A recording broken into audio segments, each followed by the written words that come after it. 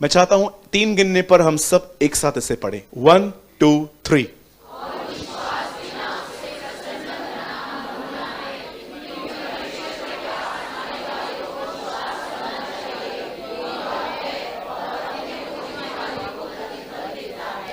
Thank you. अब आइए, मैं चाहता हूं आप सब ध्यान दें। आप में से कितने लोगों ने यह बात महसूस की है कि जब आप नए नए प्रभु यीशु मसीह में आए तो चीजें बड़ी आसानी से मिल गई, लेकिन जब आप अब ओल्ड हो गए हो तो परमेश्वर अब इतनी चीजों को आसानी से नहीं दे रहा। परमेश्वर ने अपना बिहेवियर थोड़ा बदल दिया है। मैंने बहुतों को देखा है, जब वो नए नए प्रभु में आए ना, परमेश्वर ने उन्हें फेथ भी नहीं था, जानते भी नहीं थे, पर बड़ी बड़ी चीजें उन्होंने हासिल कर दी। लेकिन कभी कभी हम ये महसूस करते हैं कि जब हम पुराने होते हैं, जब हमें बाइबल के सिद्धांतों के बारे में बात पता चलती है कि हम जिस परमेश्वर को मानते हैं इज अ ट्राइन गॉड, और ये है वो है, और जब मैंने देखा है कि एक टाइम ऐसा आता है जब परमेश्वर, वही परमेश्वर जिसने एक बार प्रार्थना सुनी थी, अब वो प्रार्थना करने के लिए हमें बार बार कहता रहता है। मैंने बाइबल के अंदर इन दिनों में कुछ सीखा, और मुझे पता है ये आपने पढ़ा है, लेकिन मैंने आज तक इसके ऊपर कभी प्रचार नहीं किया है। यहां लिखा गया है, विश्वास के बिना परमेश्वर को प्रसन्न करना अनहोना है, क्योंकि परमेश्वर के पास आने वाले को विश्वास करना चाहिए। ध्यान दीजिए, एक समय ऐसा आता है जब परमेश्वर आपको चीजें ऐसे ही दे देता है, लेकिन एक टाइम ऐसा भी आता है जब परमेश्वर जब परमेश्वर ऐसे ही दे दे कि आपके अंदर फेथ नहीं है नहीं है, कोई बात चेक नहीं करे, आपको दे दे। तो मैं आपको बताना चाहता हूं, ये उसकी भलाई है, ये उसकी करुणा है। लेकिन जब परमेश्वर न दे और आपसे दुआएं करवाए, तो परमेश्वर अब याद रखिए, अब कुछ सिखाना चाहता है, सिखा के देना चाहता है। वचन में लिखा गया है, एक समय था जब इज़राइल के 6 लाख से अधिक लोग, औरतें अलग थी, बच्चे अलग थे। इतिहास कहता है कि एक्चुअली वो 20 लाख का ग्रुप था। चलिए थोड़ा विस्तार से बताता हूं ताकि आप समझ पाएं। इब्राहिम से कौन पैदा हुआ? इसहाक से कौन पैदा हुआ? नहीं, 2 पैदा हुए ना, ऐसे मत करो ना, ट्विंस पैदा हुए। खा मत जाओ ना, एक किरादारी खा दिया आपने। एक का नाम था एसाव, एक का नाम था याकूब। याकूब से कितने बच्चे पैदा हुए? 12। ये सिर्फ उसकी पत्नी के थे कि दाइयों से भी निकले थे? दाइयों से भी निकले थे। Good study. और ये सब जो लोग थे मिस्र में, टोटल कितने लोग गए? 70। ओके, 70 से ज्यादा थे। और जब ये लोग वहां पर गए, यूसुफ ने इनको क्या कहते, स्पॉन्सर जब किया कि तुम लोग यहां पर आओ, मैं तुम्हारी देखभाल करूंगा। अब 70 से ज्यादा लोग एक समय, देखिए कितना औसम है। इब्राहिम से इसहाक, इसहाक से याकूब, याकूब से 12 बेटे, और ये पूरा खानदान जो था 70 से ज्यादा थे। और यूसुफ ने इनको स्पॉन्सर किया कि तुम लोग एक काम करो, सब कुछ, पेड़ पौधे पशु सब लेकर आओ, मैं तुम्हें देखभाल कर लूंगा।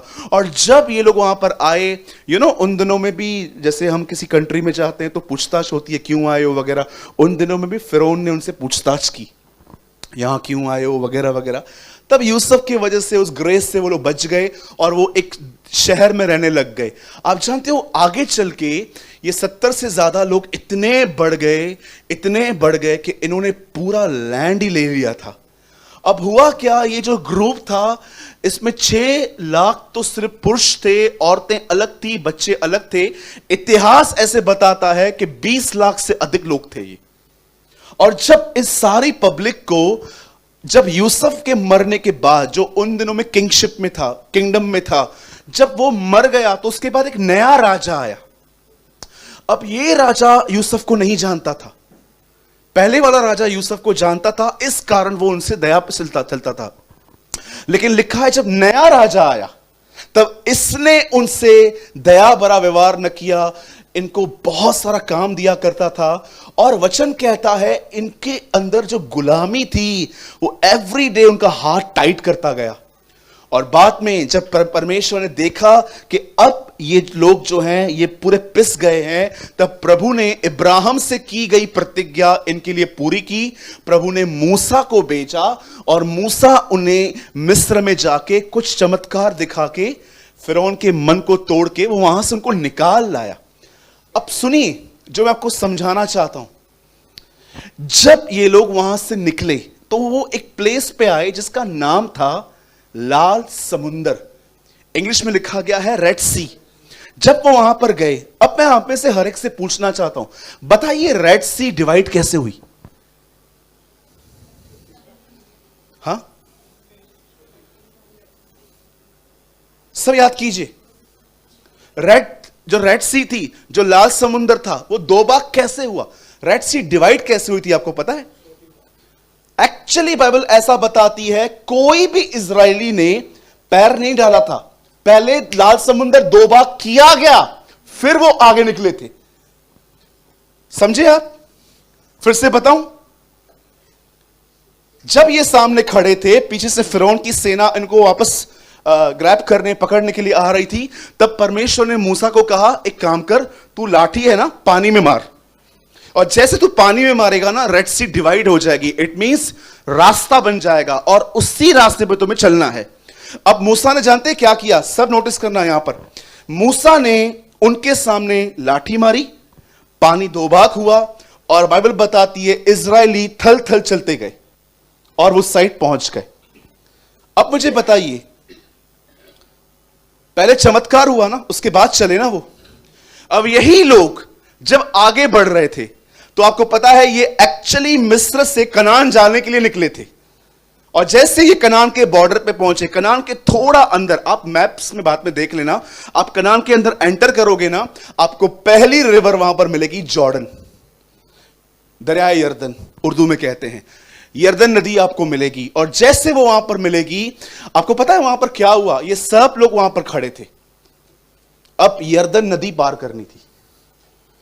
इतिहास में हमने सिर्फ मात्र यही पढ़ा है कि लाल समुंदर दो भाग हुआ है, लेकिन सच ये है यर्दन नदी भी दो भाग हुई थी। आप जानते हो लेकिन यर्दन नदी कैसे दो भाग हुई? बहुत अलग तरीका है। परमेश्वर ने जब वो दरियाए यर्दन पे पहुंचे, जब वो वहां पर पहुंचे, प्रभु उनको कहता है अब एक काम करो, एक ग्रुप बनाओ, आगे याजकों का ग्रुप रखो और तुम्हारे और इनके बीच में 2000 हाथ का अंतर हो। और याजक आगे चल रहे थे और प्रजा पीछे चल रही थी। आपको पता है इस बार परमेश्वर ने यह काम कैसे किया? परमेश्वर ने पुराने टाइम पे यह चमत्कार पहले करके दिखाया और लोगों को कहा चलो, लेकिन अब परमेश्वर ने जानते क्या कहा? अब तुम्हें एक काम करना है, जैसे तुम आगे बढ़ोगे यर्दन नदी तुम्हारे सामने आएगी, याजक जैसे अपना पैर पानी में रखेंगे, जहां से पानी आ रहा है वो वहां पर थम जाएगा। और आप जानते हो जैसे ही बाइबल बताती है याजकों ने अपना पांव पानी में रखा, बाइबल बताती है जो पानी बह रहा था वो एक जगह पे जमा होना चालू हो गया और ये पानी आगे नहीं बढ़ रहा था। मैं प्रभु से ये कह रहा था, प्रभु पहले आपने जब लाल समुंदर दो भाग किया तो आपने समुंदर को दो भाग करके उनको कहा चलो, लेकिन इस बार आपने कहा ये तब तक दो भाग नहीं होगा जब तक पैर नहीं डालोगे। ये क्या है? आप जानते हो एक समय ऐसा आता है जब प्रभु आपको ऐसे ही चीजें दे देता है, लेकिन एक समय ऐसा भी आता है जब परमेश्वर अब आपसे कहता है अब विश्वास से चलना सीख। अब तभी भी आगे बढ़ जब रास्ता नहीं दिख रहा। मैं आपसे पूछना चाहता हूं, आप में से कितने लोग हैं जो हमेशा परमेश्वर से यह कहते हैं कि प्रभु तू कुछ कर, मेरी लाइफ अपसेट हो गई है, मैं दुखी हो गया हूं। कि कितने लोग ऐसे भी हैं जो देखते हैं सब बिगड़ा हुआ है फिर भी हैप्पी रहते हैं क्योंकि वो जानते हैं कुछ रास्ता निकलेगा। टेल मी, मैं क्यों आप में से हर एक को हमेशा कहता हूं फेथ में बढ़ो, फेथ में बढ़ो, फेथ में बढ़ो? जानते हो क्यों? क्या कारण है? जिनमें विश्वास नहीं है ना उनमें खुशी भी नहीं होती, जिनमें खुशी नहीं है ना उनके फेस में कोई स्माइल भी नहीं रहती। आप जानते हो विश्वास की सबसे बड़ी क्वालिटी क्या है? सोचो, मैं एग्जांपल देता हूं। यहां पर सिस्टर प्रियंका कुड़वे बैठी हुई है, ठीक है? वैसे 30 के 30 दिन गुलाब जामुन खा के खुश रहती है जब भी मिलो। और सिस्टर प्रियंका कैसे हो भाई? मजा मा? और बेटा कैसा है, ठीक है, अरे ब्रदर मैं बहुत अच्छी हूँ, फिर बीच में मिलेगी, ब्रदर अरे जबरदस्त। अगर मैं एक दिन से पूछ ही लूंगा, सिस्टर कभी दुखी नहीं रहती तू, हमेशा खुशी रहती है, बेटा क्या आपकी खुशी का राज? ब्रदर मैं खुश हूं, कोई प्रॉब्लम ही नहीं है। लेकिन एक दिन अगर प्रियंका मुझे मिली और उसका मूड पूरा अपसेट है, परेशान लगी पड़ी है, और बेटा कैसी है? बहुत बुरा हुआ भाई। क्या हुआ बेटा, तेरे घर पे डायनासोर आया है क्या? नहीं मेरे साथ बहुत बुरा हुआ। यू नो आज ये दुखी क्यों है? क्योंकि फेथ मिसिंग है। जानते हो फेथ होता तो उस तकलीफ में भी खुश रहती, इसे होप रहती, इसे उम्मीद रहती। आप जानते हो आप में से बहुत सारे जो लोग हैं वो खुश क्यों नहीं है? अब आप बोलोगे घर नहीं है, रेंटेड प्लेस पे रहता हूं, इंस्टॉलमेंट भरनी है, बच्चा तंग करता है, बच्चा नहीं है मेरे पास। प्रॉब्लम ये नहीं है, प्रॉब्लम फेथ है।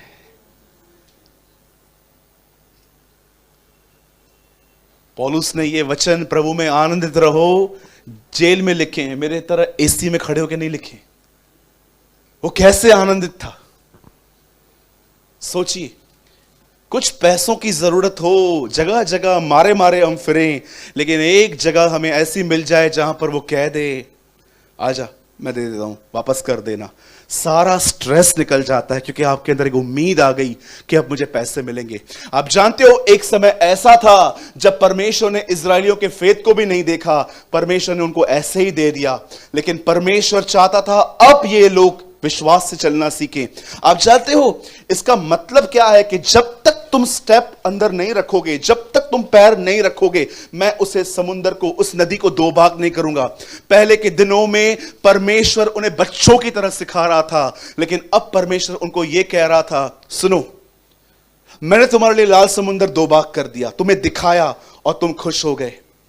अब मैं तुमसे कहना चाहता हूं, अब जब आगे बढ़ोगे और चीजें तुम्हारे हिसाब से नहीं है तो भी बढ़ते रहोगे। मैंने देखा है स्ट्रेस में लोगों की लाइफ की गति स्लो हो जाती है, बहुत सारे काम छूट जाते हैं। कई सारे आप लोग देखो इन दिनों में लॉस्ट हैं, आप उनसे मिलो, आप उनको पूरी बात बता दो, ऐसा हुआ ऐसा हुआ ऐसा हुआ ऐसा हुआ, हाँ हाँ हाँ हाँ हाँ हाँ, लास्ट में से पूछो बता मैंने क्या बोला, पता ना मैंने क्या बोला, अच्छा बोला तू जो भी बोला, नहीं नहीं नहीं मैंने क्या बोला मुझे बता। यू नो आपको पता भी नहीं चलता कई बार आप लॉस्ट होते हो। क्यों लॉस्ट हो आप? इशू क्या है?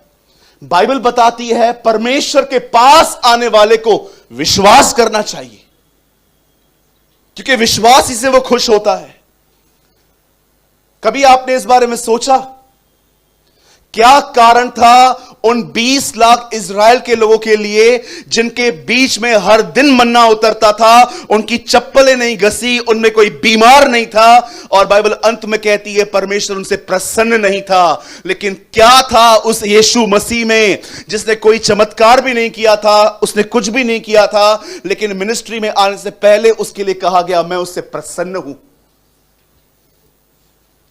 आप बिलीव कर सकते हैं बाइबल के अंदर एक पलटन थी जिनको खाना किचन से नहीं ऊपर से आता था, हर दिन नो डाउट एक ही खाना मिलता था लेकिन हर दिन फ्रेश था। मुझे प्रभु ने कहा एक ही बाइबल है ना, मैंने कहा हां प्रभु एक ही बाइबल है, पर यू नो हर दिन फ्रेश आता है, हर दिन खाना उतरता था। आपको पता है, आप सोचो एक 8 साल का बच्चा जब वहां से निकला होगा उसके पैर कितने होंगे, छोटे इतने से। जब वो 40 साल का हो गया होगा उसके पैर कितने थे, इतने बड़े। तो अब मुझे एक सवाल है, क्या जंगल में फुटवियर की दुकान थी? चलते चलते उसे डैडी को बोला डैडी चप्पल चेंज करवा दे, रबड़ की है, थोड़ा स्लीपर वीपर स्पार्क के डलवा दे। ये चप्पल कैसे बढ़ी? आपको पता है ये एक चमत्कार था जंगलों में कि जब उनका पैर बढ़ रहा था उनके चप्पलें भी बढ़ रही थी, उनकी चप्पल बढ़ रही थी, उन्हें खाना ऐसे। एक दिन इन लोगों ने कहा हम लोग वेजिटेरियन खा खा के तंग हो गए हैं, हमें कुछ मांस चाहिए। प्रभु ने कहा ठीक है, इतना खिलाऊंगा जब तक नोस में से न निकले। और प्रभु ने उन्हें बटेरें खिलाई। अरे ये तो छोड़ो, प्रभु उनके लिए चट्टान से पानी निकालता था, आप निकाल के दिखाओ। इतना करने के बाद भी इब्रानियों में लिखा गया है मैं इनसे प्रसन्न नहीं हूं। आपके जीवन में चमत्कार होने का प्रमाण यह नहीं है कि प्रभु आपसे प्रसन्न है, ये उनके लिए भी होता था जिनसे प्रभु खुश नहीं था। पर कभी आपने सोचा इस ग्रुप के लिए यह कहा गया, लेकिन यीशु मसीह के लिए यह कहा गया, यह मेरा प्रिय पुत्र है जिससे मैं प्रसन्न हूं। जानते हो रीजन क्या था? वो 20 लाख लोग अविश्वास में चलते थे, परंतु वो अकेला व्यक्ति विश्वास में चलता था। You walk in faith. आप जानते हो विश्वास देने का प्रमाण क्या है? रीजन क्या है? सॉरी, प्रमाण नहीं, रीजन। कभी आपने सोचा है प्रभु ने आप में विश्वास क्यों रखा है? विश्वास जो सब्सटेंस है वो आपके अंदर क्यों रखा गया? रीजन क्या है? प्रभु आपको रोबोट की तरह बना सकता था कि बचपन में ही आप बिलीव करो कि यीशु प्रभु है वगैरह। उसने आप में विश्वास क्यों रखा? विश्वास देने का मेन मकसद है एक आदमी अपनी परीक्षाओं में भी खुश रह सके। किस बात पे विश्वास करके? कि परमेश्वर रास्ता है, परमेश्वर वे है। लेकिन अगर आप विश्वास में नहीं हो तो मैं आपको बताना चाहता हूं, आप क्या, कोई डॉक्टर भी आपको डिप्रेस होने से नहीं बचा सकता। मैं आपको एक सत्य घटना बताता हूं लॉकडाउन की। एक परिवार मुझसे मिलने आया। ये परिवार बॉम्बे के गोरेगांव से आया। मैंने उनको पहले अवॉइड किया। मैंने कहा ब्रदर कोविड है, आप क्यों इतना दूर से आ रहे हो? आप एक काम करो, आप कॉल करो, हम बात कर लेते हैं। उन्होंने बोला नहीं, हमें मिलना है। तब ये लोग आए, हस्बैंड वाइफ थे। मिलने के बाद इन्होंने मुझे अपनी प्रॉब्लम शेयर की। उस बहन ने कम से कम बच्चे को पाने के लिए, चाइल्डलेस वुमेन है, उसने कहा मुझे बच्चे को पाने के लिए उसने कम से कम महाराष्ट्र के अंदर कम से कम 9 डॉक्टर बदले। हर जगह पे उसको ऐसा वहम आ रहा था, नहीं ये डॉक्टर ने ठीक नहीं बोला, कुछ और बात है। हर जगह से वो यही बात कह रही थी कि ब्रदर नहीं, मुझे बच्चा नहीं हो रहा वगैरह वगैरह वगैरह। और मैंने अपने लाइफ में कभी इस बात को लेके इतनी डिप्रेस वुमेन नहीं देखी थी। इतनी डिस्टर्ब थी वो कि ब्रदर प्लीज, मेरी मैरिज हुई है और मैं चाहती हूं मुझे एक बच्चा मिले, भले बेटा मिले बेटी मिले, मुझे इससे कोई शिकायत नहीं है, पर मैं चाहती हूं। तो उनके पति है ना, थोड़ा उनके पीछे बैठे थे, थोड़ा पीछे, वो आगे बैठी थी। तो उसके पति है ना, पीछे से इशारे कर रहे थे मुझे, ऐसे से कर रहे थे। तो मुझे समझ में नहीं आ रहा था ये उनके साथ क्यों नहीं बैठे, पीछे क्यों बैठे। एक्चुअली वो मुझे दूर से ये बोल रहा था कि जो भी बोल रही है ना आप सुन लो, थोड़ा बचपना कर रही है, बार बार बोल रही है। तो मैंने उसको बोला कोई बात नहीं। इतनी क्रेजी, इतनी दुखी थी वो। लास्ट में जब वो मुझे जा रहे थे तो उन्होंने मुझे कहा आप कुछ एक वर्ड दे सकते हो जो हम एवरी सिंगल डे प्रेयर में कहें। मैंने उनको कहा सर, आपका प्रॉब्लम ये नहीं है कि आपको बच्चा नहीं है, आपका प्रॉब्लम ये है आपको फेथ नहीं है। ये इशू है। जानते हो जहां फेथ प्रेजेंट नहीं है वहां डिप्रेशन प्रेजेंट है। आपको क्या लगता है आपका क्या प्रॉब्लम है? जो लाइफ में आपके प्रॉब्लम है वो आपकी प्रॉब्लम है। आपका प्रॉब्लम जानते हैं क्या है? फेथ की एब्सेंस। कभी आपने सोचा है कुछ लोग कितने खुश रहते हैं, आप क्यों नहीं रह पाते? कभी आपने देखा है कुछ लोग कितना सुप्रीमली हैप्पी रहते हैं अपने लाइफ में? मैं एक दिन एक गांव से जा रहा था। एक आदमी अपनी गुड़िया को, छोटी सी गुड़िया थी उसकी, वो साइकिल आती है जो सवेरे दूध वाले लेके जाते हैं ऐसे हैंडल वाली, उस पे बिठा के अपनी बच्ची को सेल्फी खींच रहा था। मेरे जो ड्राइवर थे उन दिनों में जहां पर मैं गया था मीटिंग लेने के लिए, मैंने कहा 2 मिनट रुक। तो वो रुका और मैं उनको देख रहा था। छोटी सी गुड़िया थी, साइकिल पे बैठी हुई थी, उसके डैडी उसकी सेल्फी खींच रहे थे, कोई बाल वाल नहीं बने थे। मैं सोच रहा था प्रभु, इधर मॉल में घूमने वाले भी इतने खुश नहीं है, उधर मॉल में जाके नौटंकियां करके आते हैं, 15-15 20-20 फोटोज निकालते हैं, ये बच्ची कहाँ फोटो निकाल रही है?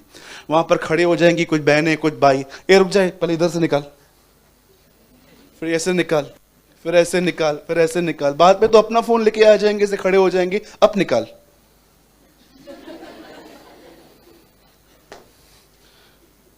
फोन स्मार्ट, खुद बेवकूफ। सुनिए, आप जानते हो आजकल ये सब हो रहा है। अब मुझे बताइए वो बच्चे कितने खुश थे, हम क्यों नहीं रह पाते?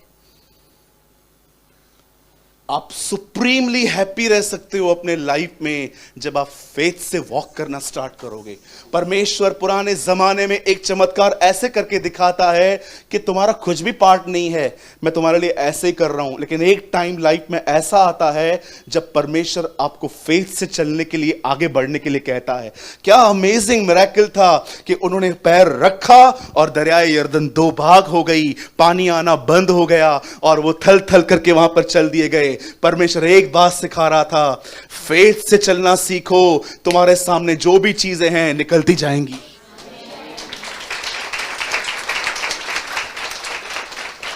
बहुत बार कुछ बातें समझ में नहीं आएंगी, आगे बढ़ते रहो, चलते रहो। कैसे मेले में बोलते हैं, चलो आगे चलो आगे चलो आगे चलो आगे। आप मेले में गए हो ना, मेले में अनाउंसमेंट होती है ना, आगे चलते रहो, आगे बढ़ते रहो, आगे बढ़ते रहो, बोलते हैं ना। जीवन में कई बार हमारे जिंदगियों में हम कुछ जगहों पे स्टक हो जाते हैं, इतना सोचेंगे इतना सोचेंगे इतना सोचेंगे, बाद में फिर हमारे पास प्रेयर रिक्वेस्ट आती है, मेरे बाल झड़ रहे हैं। कैसे नहीं झड़ेंगे, मेरे बाल सफेद हो गए। आप जानते हो बाल झड़ने का मुख्य रीजन सिर्फ ये नहीं होता कि एक बीमारी है, यस वो भी होती है।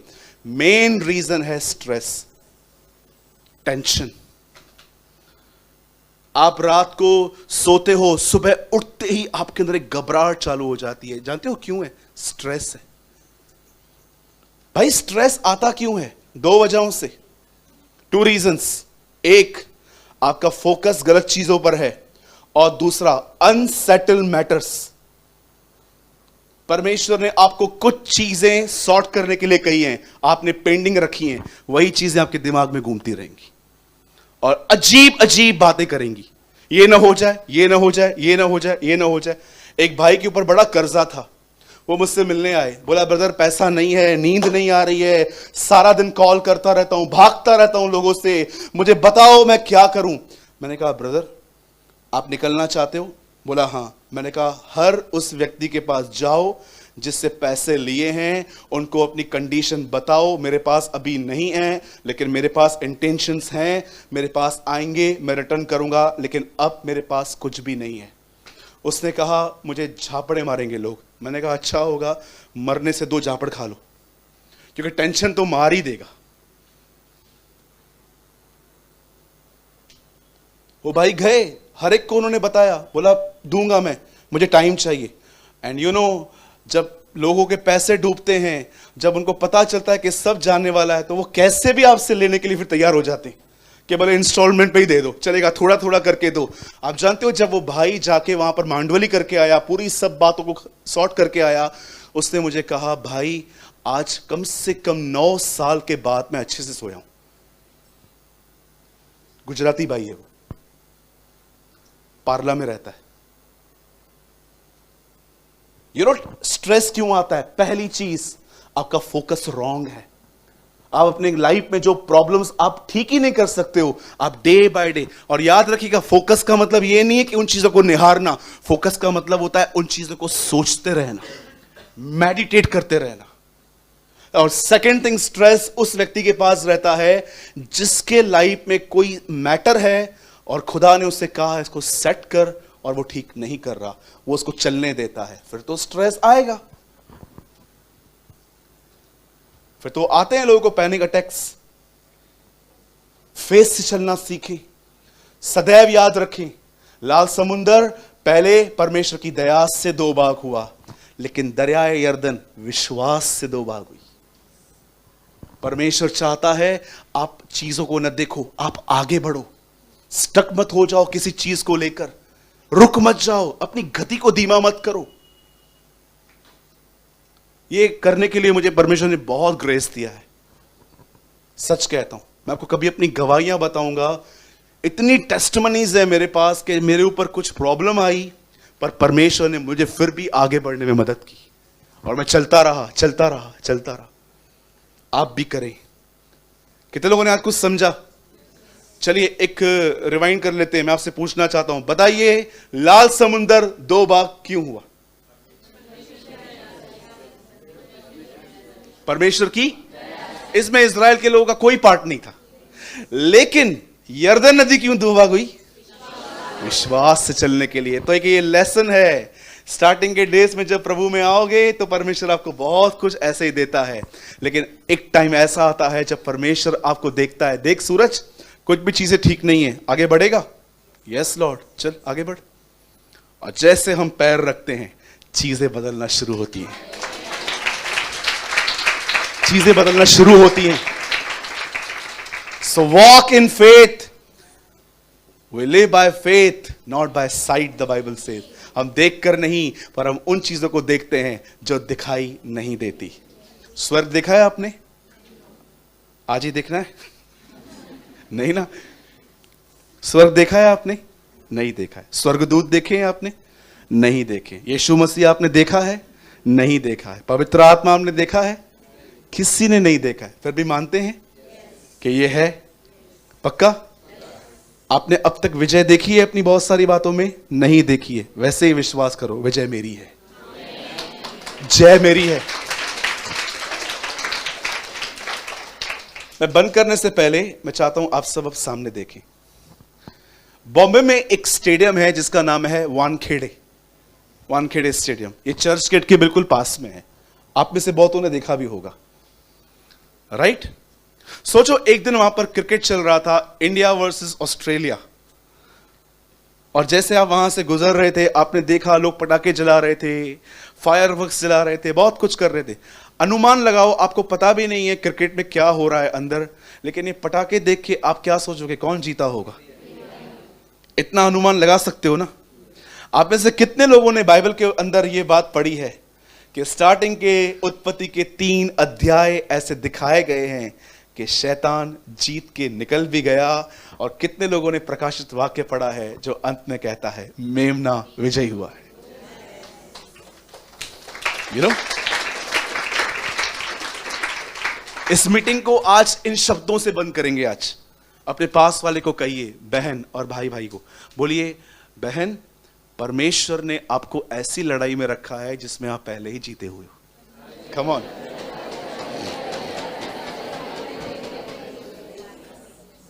कहिए मेरे पीछे, प्रभु ने मुझे ऐसी लड़ाई में रखा है जिसमें मुझे पहले ही बता दिया गया है कि मैं जीता हुआ हूं। बोलो यीशु मसीह की।